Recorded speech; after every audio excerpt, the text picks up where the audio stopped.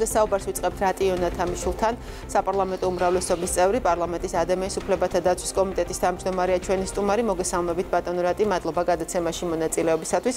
რამდენიმე თემაზე ვისაუბროთ, დავიწყოთ კორუფციის თემით. კორუფციასთან ბრძოლა არ არის კონკრეტული ადამიანების წინააღმდეგ სისხლის სამართლის საქმეების აღძვრა, ბრძოლა გულისხმობს სისტემის გახსნას და გამჭვირვალობასო, ასე დაახასიათა დღეს პრემიერ-მინისტრმა მთავრობის მიდგომა და ამ განცხადებამდე ჩვენ მოვისმინეთ მთავრობის ხმაზე იმ კონკრეტული ინიციატივის შესახებ, რომელიც ბაზრის კვლევის ელექტრონული მეთოდის დანერგვას გულისხმობს გარიგებების გამორიცხვის მიზნით. რა მხარდაჭერა ექნება ამ ინიციატივას პარლამენტისგან და უფრო კონკრეტულადაც როგორ ხედავთ საკანონმდებლო ორგანოს და მისი ერთ-ერთი მთავარი ფუნქციის საზედამხედველო როლს აი ამ პროცესში, რასაც ქვია ანტიკორუფციული პოლიტიკა.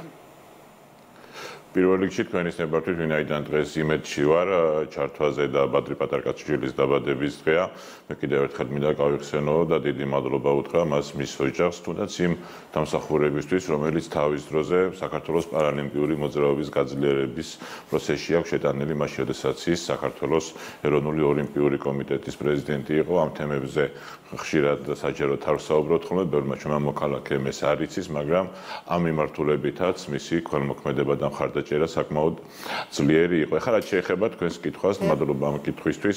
პირველ რიგში რაც მინდა ვთქვა, ბიძინა ივანიშვილის პოლიტიკაში მობრუნება, შეგვიძლია უკვე თქვათ, რომ იყო გარდამტეხი ჩვენი ქვეყნის სუვერენიტეტის გაძლიერებისა და კორუფციისგან თავისუფალი სახელმწიფოს მშენებლობის თვალსაზრისითაც. სწორედ იმ შეიძლება ითქვას ისტორიული სიტყვის შემდეგ გაძლიერდა ასევე მუშაობა ამ მიმართულებით და სწორედ აღნიშნეთ და ეს არის ნამდვილად ხაზი, რომ მთავარი არ არის კონკრეტული საქმეები, მთავარი არის ისეთი სისტემის უზრუნველყოფა, სადაც კორუფციის ელემენტარული შანსი და ადგილიც არ იქნება. და ჩვენ სწორედ აქეთკენ მივდივართ, რასაკვირველია და ეს არის ჩვენი მთავარი მიზანი. ერთის მხრივ კონკრეტულ დანაშაულებებზე შესაბამისი რეაგირება, მაგრამ უმთავრესი არის, რომ თვითონ სახელმწიფო იყოს ღია და თავისუფალი ნებისმიერი კორუფციული რისკებისგან. და ამას კონკრეტული მიზანმიმართული შედეგები და ქმედებები მიხვება, ესეთი როგორიც არის კანონმდებლობის განმტკიცება, ესეთი როგორც არის სახელმწიფო ინსტიტუტების გაძლიერება, საგამოძიებო მიმართულებების გააქტიურება და თქვენ ხედავთ, რომ სახელმწიფო უსაფრთხოების სამსახური როგორ აქტიურად მუშაობს ამ მიმართულებითაც, ჩვენ ვნახეთ დღეს პრემიერ-მინისტრის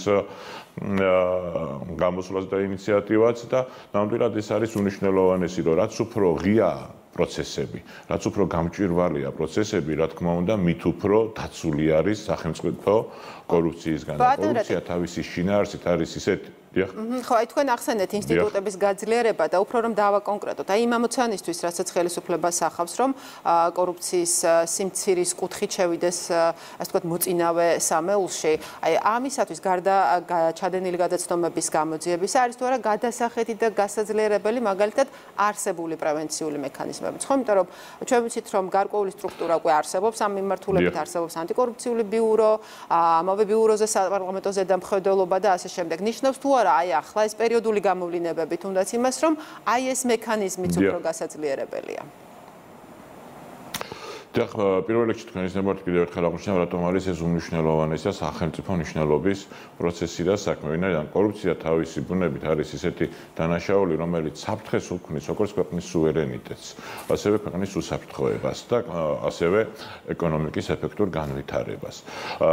შესაბამისად, ერთ-ერთი მთავარი ბერკეტი, რაც აზღვევს ქვეყანას კორუფციული რისკებიდან, ეს არის ნებისმიერი პროცესების, რომელიც შესყიდვებთან არის დაკავშირებული, ფინანსებთან არის დაკავშირებული, ტენდერებთან არის დაკავშირებული ესეთი პროცესების გამჭვირვალობის და ღიაობის მაღალი სტანდარტის უზრუნველყოფას და აქ სწორი ჯანსაღი პრაქტიკის უზრუნველყოფას.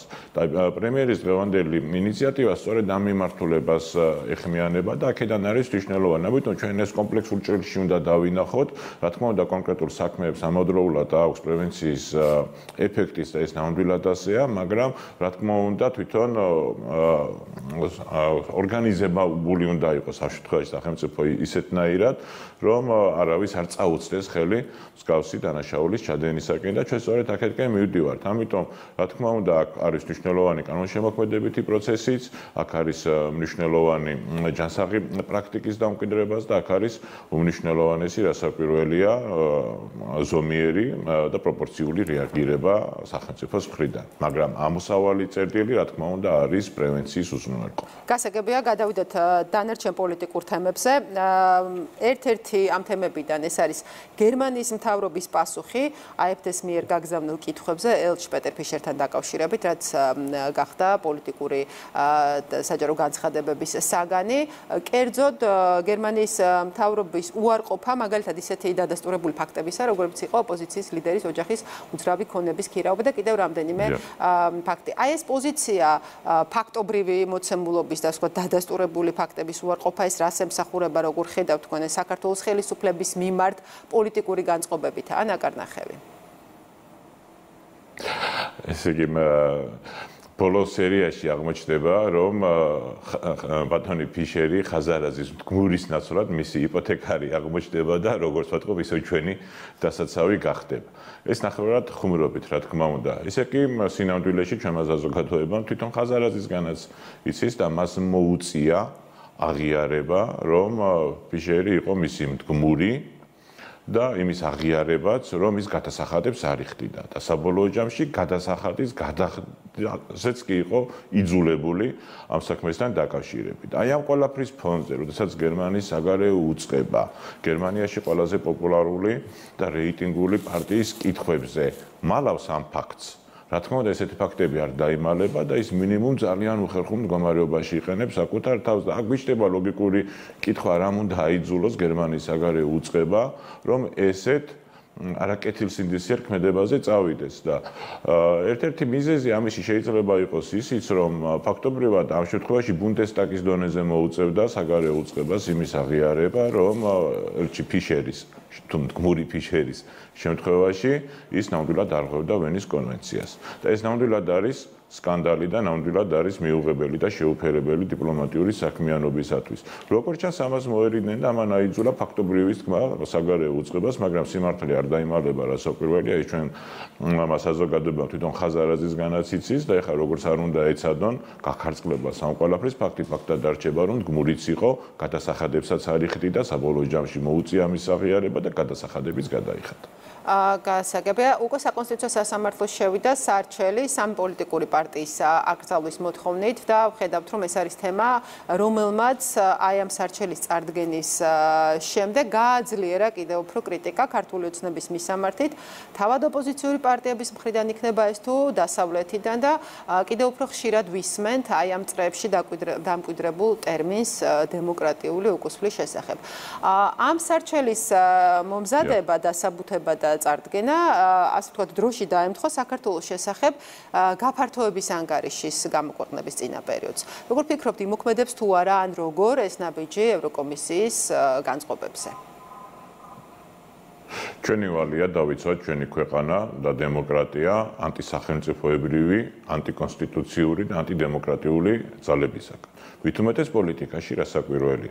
და თუ ჩვენ გადავხედავთ ნაციონალური მოძრაობის ბიოგრაფიას, ჩვენ ძალიან მარტივად დავინახავთ, რომ ეს პოლიტიკური ჯგუფი არასდროს იყო დემოკრატიის დასვისკენ ორიენტირებული. პირიქით, ხელისუფლების დროს მათ ჩამოაყალიბეს დანაშაულებრივი სისტემა, ესე სტრასბურგის სასამართლოს ვერდიქტები რომ მოვიშველიოთ, ისინი ატერორებდნენ საკუთარ მოქალაქეებს და ძალადობა სახელმწიფოს მხრიდან დაკანონებული იყო ქართველი ხალხის წინააღმდეგ და ოპოზიციის პერიოდშიც ისინი მუდმივად დემოკრატიის ძირ გამომთხრელ საქმიანობას ეწეოდნენ. თუნდაც ის ფაქტი, რომ 10 არჩევნებიდან არც ერთი არჩევნების წაგება არ უღიარებიათ, მათ და ყოველ ჯერზე რევოლუციით იყვნენ, ვთქვათ, შთაგონებულები, ესეც ამას ამტკიცებს, რომ დემოკრატიული პროცესები მათთვის ძალიან უცხოა და მიუღებელიც.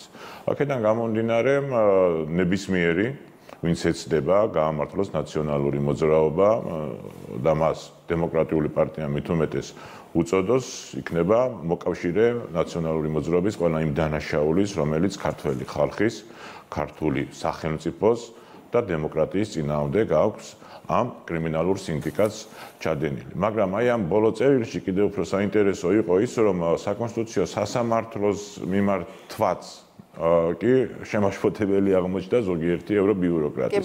ანუ ყველაზე დემოკრატიული პროცესი დიახ, ყველაზე დემოკრატიული პროცესი და ახლა ჩვენ ხედავთ ღირებულებით კრიზისს, რომელიც ამ ევრობიუროკრატებს გააჩნიათ, რომ სინამდვილეში მათ ისევე როგორც მათ აგენტებს საქართველოში არც დემოკრატია ადარდებთ, არც ქვეყანაზე არ შედგებათ გული, არც ხალხზე არ შედგებათ გული და საკუთარი პატრონების დავალების გარდა არც ამოცანა გააჩნიათ და არც არაფერი და რა თქმა უნდა ჩვენ მათი კარნახით არ ვიმოქმედებთ, ვინაიდან ჩვენი ვალი არის, როგორც აღნიშნე, რომ დავიცვათ ქართული დემოკრატია როგორც ჩი და ასევე გარე საფრთხეებისგან.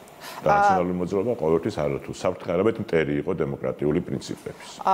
მოდით ამ სარჩელის და ვთქვათ დასაბუთების შემთხვევაში უბრალოდ საკონსტიტუციო სასამართლომ თუ კი ასეთი გადაწყვეტილება მიიღო, რასაც ითვალისწინებს სასარჩელო მოთხოვნა, როგორი შეიძლება იყოს პოლიტიკური მოცემულობა პოლიტიკურ სპექტრში. ბევრი დაისვა კითხვა ამ თემაზე, ბევრი პასუხიც მოვისმინეთ სახელმწიფო გუნდის წარმომადგენლებისგან და ოპოზიციისგანაც. აი მაგალითად ოპოზიციის ეს ნაწილმა აი სარჩელი და ეს მიდგომა მართველი გუნდისგან აღიქვა როგორც ასე ვთქვათ შესაძლებლობა იმისა, რომ ოპოზიციას მიეცეს კონსოლიდაციის ბიძგი.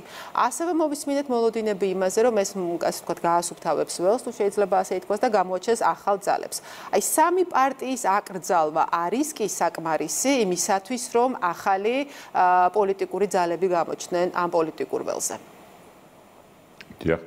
აი მოდი გადავხედოთ კიდევ ერთხელ იმ წლების განმავლობაში, როდესაც ნაციონალური მოძრაობა არის ოპოზიციაში და სინამდვილეში მტრობს ჩვენს ქვეყანას, მათ რა დამოკიდებულება ჰქონდათ სხვა ოპოზიციური პარტიების მხრიდან. ფაქტობრივად ოპოზიციური ველი ჰქონდა ოკუპირებული ნაციონალურ მოძრაობას და ის არ აძლევდა შესაძლებლობას არც ერთ პარტიას, რომ განვითარებული იყო და პირიქით მათ მიმართ თავდასხმებით შეურაცხყოფით გამოირჩეოდა. ჩვენ გვახსოვს ისიც, რომ სხვა პარტიებს პარტიუკებს უძახდნენ.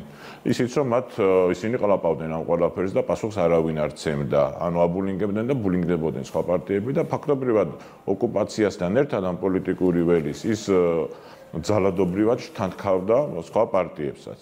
და ეს, რა თქმა უნდა, ხელს უშლიდა ჯანსაღი პროცესების განვითარებას და დემოკრატიულ სისტემაში მნიშვნელოვანი არის ოპოზიციის როლი და აქედან გამომდინარე ეს როლი ფაქტობრივად გაარაფრა ნაციონალურ მოძრაობამ საქართველოში. და შესაბამისად, რასაკვირველია, როდესაც ნაციონალური მოძრაობა კონსტიტუციის დონეზე აიგრძალება, ეს მნიშვნელოვნად შეუწყობს ხელს ჯანსაღი პროცესების განვითარებას ქართულ პოლიტიკაში და გულისხმობ პირველ რიგში ახალი პოლიტიკური პარტიების გაძლიერებას, განვითარებას, ისეთი პოლიტიკური პარტიების, რომლის თავარი ღირებულება იქნება ქართული ხალხის სამსახურში ყოფნა და არა უცხოელი პატრონების დავალებების შესრულება. და შესაბამისად ეს მნიშვნელოვანი იქნება ქართული დემოკრატიის განვითარებისთვისაც და სუვერენიტეტის გაძლიერებისთვისაც, რასაც ნაციონალური მოძრაობა დღიდან მისი დაარსებისა მთელი არსებით ტრობდა. კი ბატონო, დიდი მადლობა და კიდევ ერთ თემას მინდა შევეხო, რომელზეც დღეს ასევე კეთდებოდა პოლიტიკური განცხადებები, ეს ეხება იმ სიახლეს, რომელიც ხვალიდან შეეხება საჯარო სამსახურში დასაქმებულ პირებს. დღეს პრემიერ-მინისტრმა გააკეთა კომენტარი ამაზე, რომ ეს პრაქტიკა უნდა შეიცვალოს, იმიტომ რომ შეუძლებელია ადამიანებმა 8 საათი იმუშაონ სხვადასხვა სამსახურშიო. მე მახსოვს, როდესაც ეს ინიციატივა შევიდა საკანონმდებლო ცვლილებების თაობაზე პარლამენტში, თქვენ იყავით ერთ-ერთი ავტორებს შორის. აი რომ გითხრათ, როგორი ეფექტი ექნება ამ კანონს, როგორ დააზღვევს იმ პოლიტიკურ რისკებს, რაზეც მოყვა დღეს პოლიტიკური განცხადებები ამ თემაზე და რამდენად შეუწყობს ხელს თუნდაც კადრების ოპტიმიზაციას და პარალელურად დასაქმებული ადამიანების ღირსეული ანაზღაურების მიღებას. დიახ, მადლობა ასევე ამ კითხვისთვის. მე ვიცი, რომ ჩემს მერი ბატონი ლევანი კიდევ უფრო ფართოდ ილაპარაკებს ამ საკითხებზე და ეს მნიშვნელოვანია, რომ ჩვენმა საზოგადოებამ ამოწირავი და ზუსტი ინფორმაცია იცოდეს. პირველ რიგში დღეს ასევე პრემიერმა განაცხადა, რომ ერთ-ერთი მიზანი ჩვენი არის ოპტიმიზაციის ნაწილი, როგორც კადრების, ასევე რესურსების და თქვენ იცით, რომ იმ ოპტიმიზაციის პერიოდში, რაც ირაკლი კობახიძის პრემიერობიდან დღემდე გადავდგით დაახლოებით 60 მილიონ ლარამდე ეკონომია გამოიწვია ბიუჯეტში და ეს ნიშნავს, რომ 60 მილიონი ლარით მეტი დაიხარჯება განათლებაში, სოციალური მიმართულებით, ჯანდაცვის საკითხებში და ასე შემდეგ. და ეს არის ჩვენი მიზანი, რასაკვირველია. აქედან გამომდინარე, ამ ინიციატივას აქვს კიდევ ერთი მნიშვნელოვანი რგოლი იმისგან, რომ ჯანსაღი ურთიერთობები და პროცესების უზრუნველყოფა მოხდეს და ის რისკები, რაც სამოხელეო დანაშაულთან, არაკეთილსინდისიერ გამოყენებასთან თუ სხვა საკითხებთან არის დაკავშირებული, იყოს მაქსიმალურად დაზღვეული და ის თქვენ იცით, რომ მთავრობამ ასევე გამოსცა დადგენილება, სადაც ფართოდ არის განმარტებული, ვის ეხება, რა შემთხვევაში ეხება და რა შემთხვევაში არ ეხება. ესეც არის ხელმისაწვდომი და დამატებით ასაკვირველია ჩვენ დღესაც ჩემს კომიტეტში, ადამიანის უფლებების დაცვის კომიტეტში არაერთმა მოქალაქემ მოგმართავთ ხოვნით დამატებით ინფორმაციის გაზიარებისათვის და ჩვენ ყოველთვის მზად ვართ იმისთვის, რომ არათუ ისეთი კანონები მივიღოთ, რომელიც ჩვენი სახელმწიფოს და საზოგადოებისთვის იქნება სასარგებლო, არამედ ნებისმიერ მოქალაქეს და საინტერესებს ამომწურავი ინფორმაცია მივცეთ და ამისთვის მზად ვიქნებით ყოველთვის ასაკვირველი. და მაინც მინდა დავაკონკრეტო, აი იმ შეფასებებს რას უპასუხებდით, რა არგუმენტებით, რომელიც მოყვა აი ამ სიახლეს, ანუ ხვალიდან ამოქმედებას, რომ აი ამ ნაბიჯს ხელისუფლება გამოიყენებს მის მიმართ არალოიალურად განწყობილი პირების შეზღუდვის მექანიზმად. მოისმენთ ალბათ ასეთ შეფასებებს. ეს არის აბსოლუტური აბსურდი და ჩვენ ხედავთ, რომ ნებისმიერი ინიციატივა, რომელიც სწორედ რომ არის პროგრესისკენ გადადგმული, განსაკუთრებით აღშფოთებს იმ ძალებს, ვისაც არ უხარიათ არაფერი კარგი რა ჩვენს ქვეყანაში ხდება. მოიხსენებათ თუნდაც ამ ბოლო ინვესტიციებთან დაკავშირებით, რომელიც 6 მილიარდამდე ინვესტიციას გულისხმობს, აქ რა თქვა და რეაქცია ჰქონდა ზოგიერთის, იმიტომ რომ მათ ეშინიათ ქართული ეკონომიკის გაძლიერების და ისე არის ნებისმიერ შემთხვევაში, რა თქმა უნდა, იმ რადიკალური ოპოზიციის სწორედ ამ უარგუმენტო კრიტიკას ნამდვილად ფასი არ აქვს. ჩვენთვის არის მნიშვნელოვანი, რომ ჩვენი თითოეული გადაწყვეტილება იყოს ისეთი, რომელიც გაუმჯობესებს როგორც ჩვენს ანგარიშვალდებულებას, ჩვენი მოქალაქეების წინაშე, ასევე ჩვენ მოქალაქეების ცხოვრების ხარისხს გახდის უკეთესი. მადლობა, დიდი მადლობა გადაცემაში მონაწილეობისათვის. რატი იონათამიშვილი, საპარლამენტო უმრავლესობის წევრი და პარლამენტის ადამიანის უფლებათა დაცვის კომიტეტის თავმჯდომარე გახლდათ ჩვენი სტუმარი.